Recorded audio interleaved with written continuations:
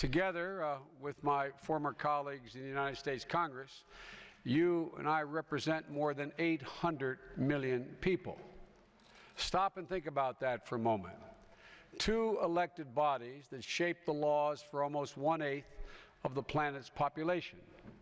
That's truly remarkable. The Obama-Biden administration has no doubt about the need for and strongly supports a vibrant European Union. We believe it's absolutely essential to American prosperity and long-term security. So have no doubt about that. And I'm pleased that through the Transatlantic Legislators' Dialogue, you're building a strong relationship with the United States Congress, and I hope that the office you opened in Washington last month is going to enhance those ties. And I'm here to reaffirm that President Obama and I believe in this idea. And in a better world and better Europe, it has already helped to bring about. A Europe where all member states benefit by negotiating trade agreements and fighting environmental degradation with one unified voice. A Europe that bolsters the cultural and political values that my country shares with all of you. Let me state it flatly. Iran's nuclear program violates its obligations under the Nuclear Non-Proliferation Treaty and risks sparking a nuclear arms race in the Middle East.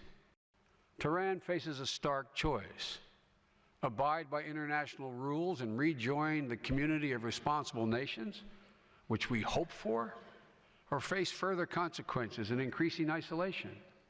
In the face of the threat Iran poses, we are committed to the security of our allies. That is why we deployed the Phased Adaptive Missile Defense Program to deter and defend against missile attacks on this continent. We welcome the support package that Europe is considering in conjunction with the International Monetary Fund. And we will be supportive both directly and through the IMF of your efforts as you rescue Greece.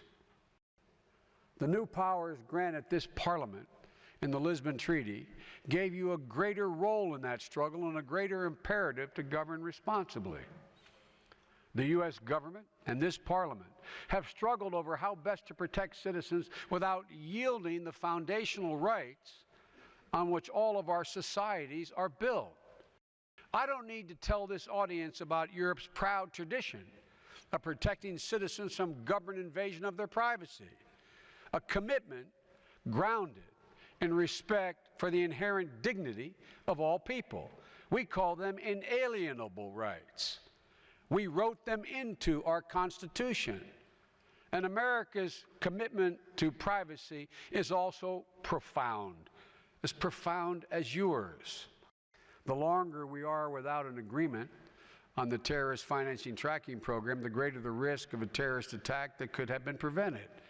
As leaders, we share a responsibility to do everything we can within the law to protect the 800 million people we collectively serve.